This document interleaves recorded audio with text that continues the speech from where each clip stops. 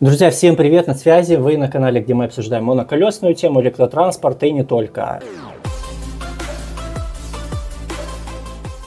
Сейчас за окном середина, можно так сказать, ноября, да, Киев, Украина. Темнеет уже, наверное, часов в 5 вечера или дня.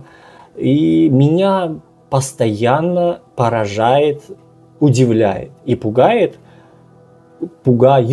те транспортные средства, за исключением автомобилей, которые не беспокоятся о своей безопасности. В подавляющем большинстве, безусловно, это велосипеды. Потому что если говорить про моноколеса, про электросамокаты, то там хоть как-то, где-то какой-то сигнал, стоп-сигнал, да, красного цвета, он имеется, и его, в принципе, для автомобилиста есть возможность заметить. А вот велосипедисты, причем я понимаю, знаете, велосипедисты, там какой-то дедушка на каком-нибудь там 30-летнем аисте, который едет там с работы домой. Хотя у таких дедушек как раз таки светоотражаек больше, чем у прокачанных велосипедистов. Велосипедист, который едет с работы домой и не имеет, я уже не говорю про шлем, окей, я не говорю про светоотражающую жилетку, какие-нибудь подтяжки светоотражающие.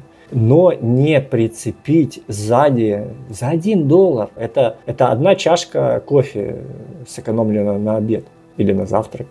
Купить красную светоотражайку, которая будет мигать раз в секунду, в 2 и в 300, в 400, в 500 раз увеличит вероятность своевременного обнаружения водителями вас, этого велосипедиста, и уменьшит вероятность в 300, в 400, в 500 раз вероятность наезда на этого велосипедиста. В чем сложность? Знаете, какая основная и самая опасная пора дня? Это сумерки. То есть, во-первых, когда еще не темно и уже не светло. То есть мозг у водителя, он не успел переключиться на восприятие вот этой темноты. Раз. Второе, это тот промежуток времени, когда еще не включили фонари. Вроде уже как пора, да, там какой-то промежуток, там 15-20, полчаса, но их почему-то еще не включают. Не врубили рубильник там или еще недостаточно темно.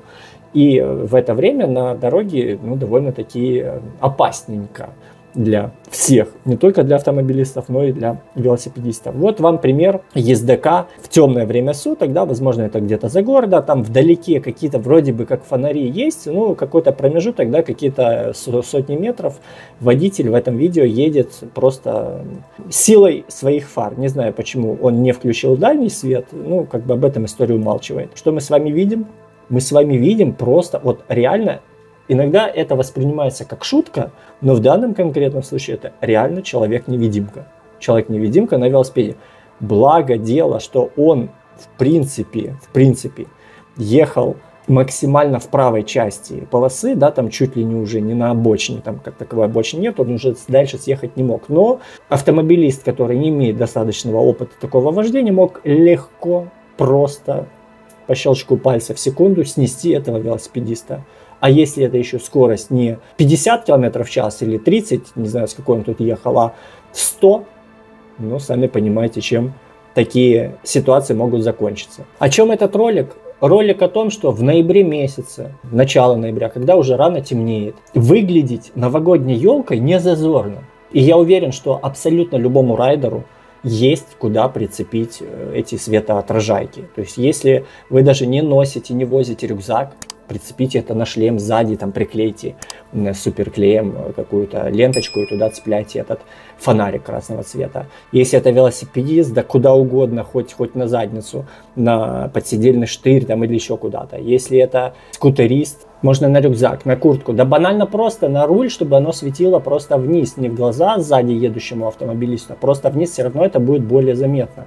И как говорят, нужно учиться не на своих ошибках, а на чужих, поэтому берите во внимание все вот эти ситуации, когда человек начинает надевать шлем не потому что так нужно, а потому что он уже грохнулся, уже получил сотрясение мозга, и вот с этой секунды он, начинает надевать защиту. Но, даже если у вас нет возможности прицепить в темное время суток какой-то проблесковый маячок, Да ради бога, просто съедьте на тротуар куда-то, залезьте в метро или залезьте в общественный транспорт и доедьте без риска для своей жизни. Короче, не мне вам рассказывать, потому что я думаю, что каждый, кто смотрит на этом канале эти видео, он так или иначе сталкивался с велосипедом, моноколесом, скутером. Кстати, интересно услышать от вас в вашем арсенале на сегодняшний день, во время просмотра этого видеоролика, что есть из транспортных, назовем так, средств. Велосипед, какой-то гироскутер, моноколесо, электровелосипед, самокат, электросамокат. Напишите,